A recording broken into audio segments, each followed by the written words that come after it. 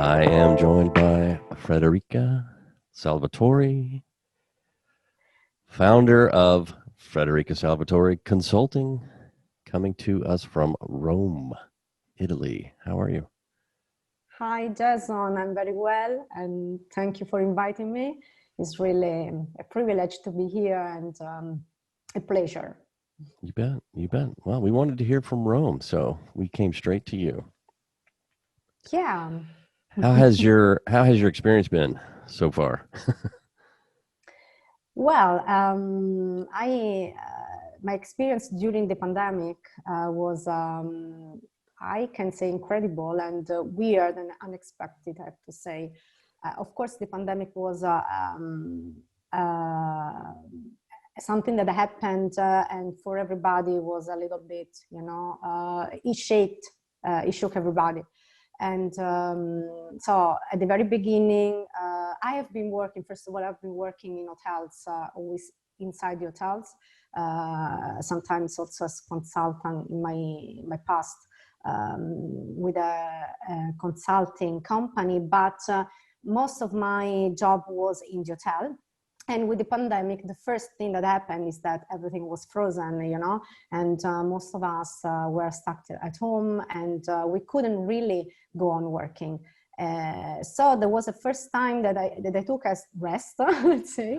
But then last year, many things happened, I have to say, because when I was just there, waiting for tourism to come back, for borders to reopen and so on, I started investing myself in many activities that were mainly concentrating on education and information. So there was a lot of there were a lot of adventures and projects.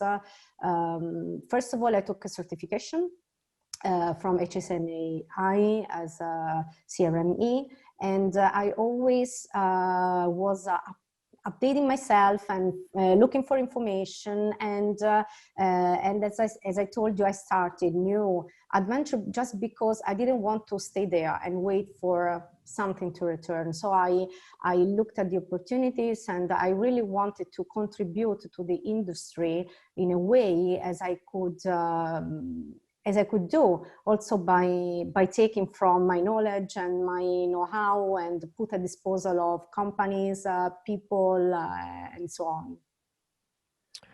Well, how's Italy doing right now?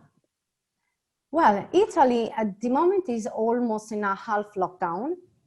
So we are most red. It means that we cannot travel, we cannot go out from house very with freedom, let's say. So this has had an impact on the tourism. Like most countries, I have to say that that tourism stopped, and we saw, of course, some bad trends like drop of occupancy, drop of revenue, and at the moment we are really waiting for some restrictions to lose and the situation to become better. But there has been we can say different situation, depending on the kind of destination. So aggregated data say that there is demand for the next month, most of all for the summer months.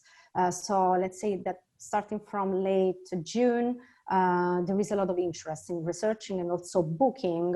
So July and August are pretty strong, but then we have to see the kind of destination, because this is regarding most of all seaside and mountain and lake.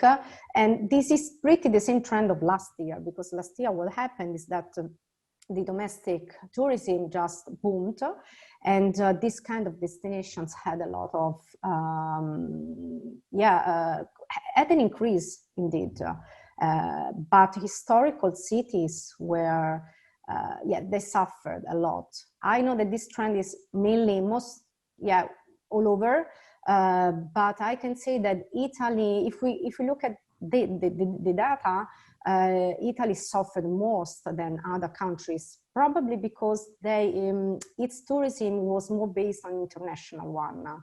So let's say that around more than 50% of the tourism was depending on international.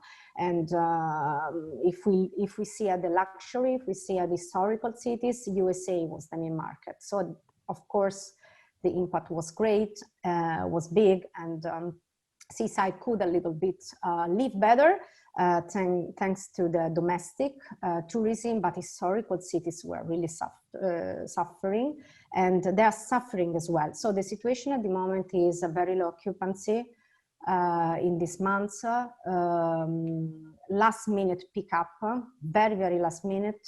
So the booking window compressed, and the demanded bookings are mainly in the last 4 days and even the same day. The on the book for future months is pretty low for these kind of destinations. I said before there is peak in July and August, but if we look at the historical cities, we have to wait for September to have some peak, although they are like peanuts, you know. So everybody is living in the last minute. So they're waiting, and the last days are decisive. So it's a really new way to to work for us, also from an operational way, from a forecasting, a strategic point of view. And the trend is mainly this one. And many hotels are still closed. Yeah. Well, how are your hotel clients doing? Well, they are living a little bit this general situation. So I can say that I have different kind of clients, so different categories and different destinations. So I could follow some properties in the seaside, and they had a very great season last year, I have to say. Then, of course, they have been closed, and they are about to reopen with also with pretty good insight. The clients in the historical cities are suffering. Some of them are closed, because if you think we are around 70% of hotels are closed, and they are, you know, trying to planning and to also to survive in this environment. Although the important thing is to look at the demand, to look at where there are possibilities and opportunities. This is really important to grab them. So there are also there have been chance to sell the hotel with an exclusive ways, exclusive use.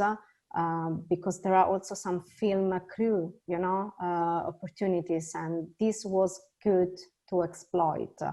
But let's say that hotel owners are really waiting for the restrictions to become better. And what I think is that we have to hold for some months, and maybe in the late 2021, we will have a better situation. Of course, we have to wait for years to come back to the results of 2019, but I think that already from end of 2021, it will be better. All right, Federica, I want to thank you for joining me. It was such a pleasure. Thank you. You bet. Thank you.